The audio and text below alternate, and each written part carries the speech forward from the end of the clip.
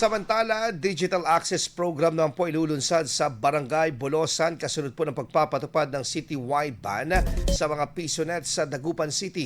Para sa detalye ng balitang yan, kasama natin Idol Denise Brillante. 104.7 IFM. Report!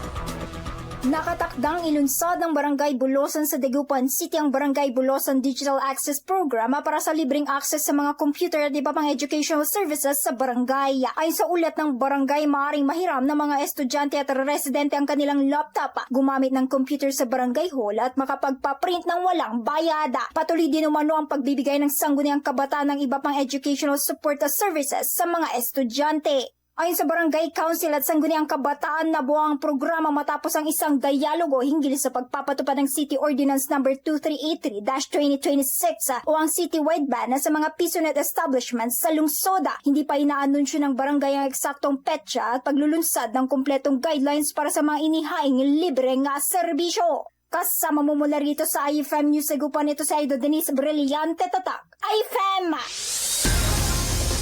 Maraming salamat, Idol Denise Brillante. IFM News. IFM News. IFM News.